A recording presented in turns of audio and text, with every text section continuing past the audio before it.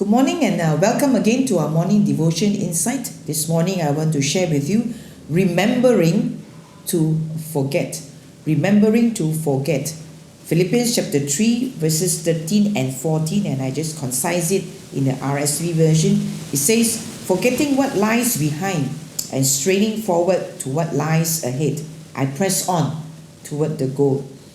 You know, when we go through life and there are hurt memories, there are things that it causes us to feel pain, and memories that are painful, sometimes sin that are painful, things that we really feel that God, I should not have done that, I'm sorry. And but yet sometimes these memories keep on coming back.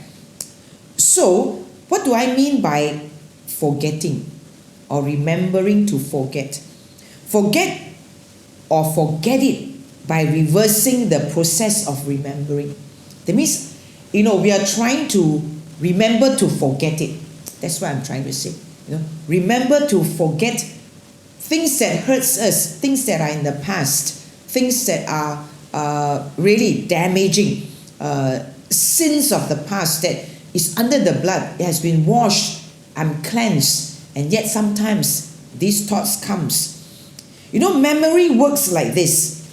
Once you revive an image of some past event, hold it in your mind for a certain length of time, and then this process is repeated until it is locked into the memory for good.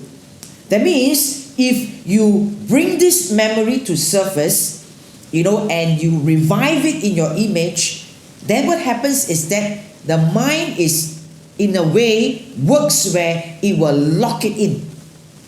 So when we begin to reverse this process, is that the matter has been forgiven by God. So we remember that God, I have walked through it, I've gone through it, it's already in the past. That's what Paul says in Philippians chapter 3 just now.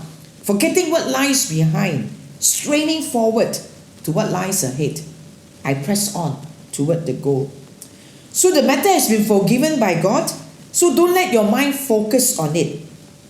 When it rises to the surface by itself, as it will, turn the mind away from it immediately. And then have your mind think on things that will be able to say the good things. Like Philippians 4:8 says, think about the good things, things that are admirable, things that are good. So think of another and more profitable theme. It says that here, when we are reminded that we need to learn to blot out the unwanted memories the moment they rise up to the surface by focusing on what? By focusing on the cross. So when the memories comes, they surface. So what happens is that I think of the cross. The cross Jesus has redeemed me. Jesus has set me free. Jesus has forgiven me. Jesus has granted me the victory. So it does not matter what the substitute image may be, as long as it is wholesome. It gives me the encouragement rather than suppresses me, or rather than depresses me, pushes me down. But this memory has to be, or these things that we are trying to focus on, when these memories comes, is where we have to tell ourselves it has to be good things. It has to be, like I said just now, the image of the cross. Good things that I can proceed on, I can grow, I can be better. Another thing that you can do when the memory of your sin or your past returns, it is to what? It is to turn it to prayer. First, maybe the image of the cross, then is to turn it to prayer. Don't pray about the sin itself that will keep it in the memory, but pray that God will build into you love, forgiveness, peace, and poise. That means, God, really, let this be a moment that I will not dwell in the past, but I will thank God for your love, for your forgiveness. Images that will consciously reject will rise less and less in your mind. So images that are consciously rejected will rise less and less in your mind when you do that. When you discipline your mind, when you say, I'm not going to let it just run and run, have a good time just having a playground in my mind.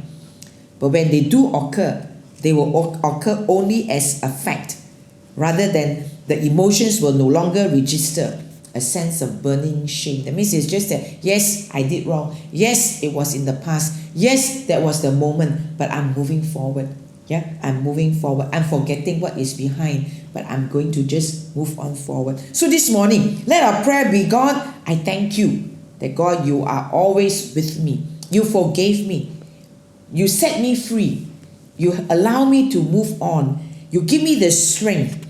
So everything within me has the courage and the strength to move on for a greater future, for a greater remembrance of the goodness of God. So remembering to forget means that, God, I'm going to forget the past, but I'm going to remember your goodness in the future. Amen. God bless you, and may you have a great week.